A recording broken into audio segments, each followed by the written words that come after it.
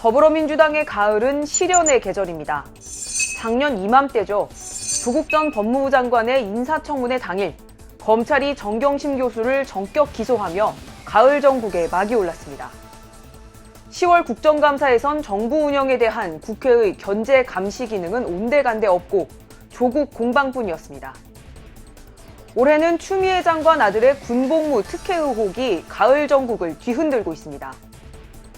군휴가 미복귀 의혹이 처음 불거진 건 작년 12월 말 추 장관 인사청문회 때입니다. 통상적 지휘 및 보고 체계가 아닌 상급 부대의 대위가 직접 찾아와서 휴가 처리를 해버렸다는 겁니다. 외압을 쓸 이유도 없고요. 쓰지도 않았습니다. 신체 검사를 다시 받아서 군에 안 갈 수도 있었는데 엄마가 공인이기 때문에 군대를 자원해서 간 아이입니다. 국민의힘 전신인 자유한국당은 청문회 직후 추 장관을 위계에 의한 공무집행 방해죄로 고발했고 서울 동부지검이 수사에 착수했습니다. 논란은 이어졌지만 아들 수사건하고 관련이 있는 거 아닙니까? 차관으로 발령난 게? 제가 보니까 글쎄요. 지금 동부지검장 공석인데 소설을 쓰시는 9월 정기국회 시작과 동시에 추 장관의 보좌관이 아들 병가 연장 문제를 군에 문의했다는 부대장교의 녹취록이 공개되며 국면이 완전히 전환됐습니다. 부대 미복귀 상태에서 휴가 연장은 이제 불법 여부보다 처리 과정이 공정했는지가 중요해졌습니다. 고위층 자녀의 병역은 교육, 취업 문제와 더불어 국민의 영린으로 불리는 민감한 사안이기 때문입니다. 이런 만큼 보수 야권은 이번 의혹을 제2의 조국 사태로 규정하고 공세를 펴고 있습니다.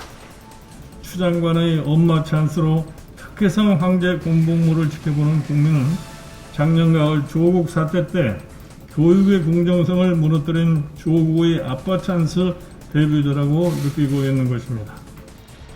2018년 평창 동계올림픽의 여자 아이스하키 남북 단일팀 구성, 조국 사태와 인천국제공항 정규직 전환 논란 등을 거치며 문재인 정부를 괴롭혀온 공정성으로 이슈를 몰아가겠다는 겁니다. 많은 젊은이들이 분노하고 절망하는 이유는 입으로 공정과 정의를 외치던 사람들이 앞장서서 공정과 정의를 짓밟고도 뻔뻔하게 변명만 늘어놓고 있기 때문입니다.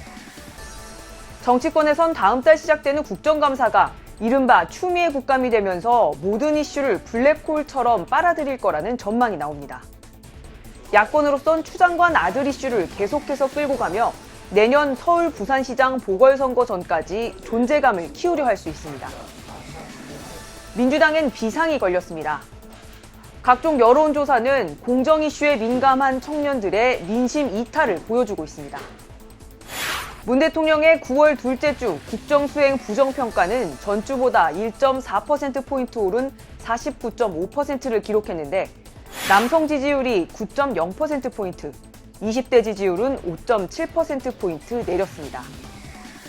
현재까지 나온 거의 모든 의혹은 거의 사실이 아닙니다. 이 휴가를 승인했던 담당 부대장은 내가 사실을 확인했고 정상적으로 규정대로 승인을 했다고 증언하고 있습니다.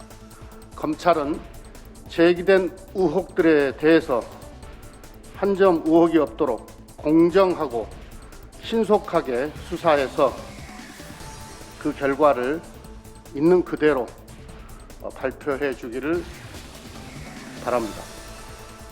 민주당 내부적으론 추 장관 아들의 휴가 과정이 적법했다고 보고 있습니다.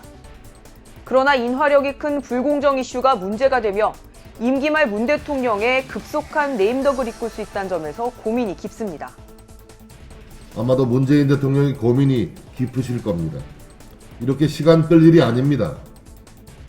추 장관에게 마음의 빚이 없다면 손절하시기 바랍니다. 청와대는 공식 대응을 하지 않고 있지만 추 장관 거취를 고민해야 한다는 목소리도 조금씩 흘러나옵니다. 가을 정기국회가 개혁법안과 민생법안을 처리하는 자리가 아닌 조국 사태 재연이 돼선 안 된다는 겁니다.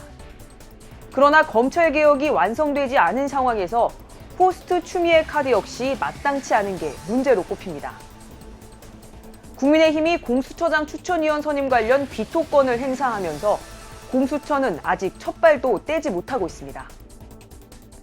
게다가 추 장관이 사퇴하면 인사검증 국면으로 또다시 넘어가면서 전국 주도권이 야권으로 넘어갈 우려가 있습니다. 당장 내일부터 시작되는 9월 정기국회의 대정부 질문도 추 장관이 주인공이 될 분위기입니다.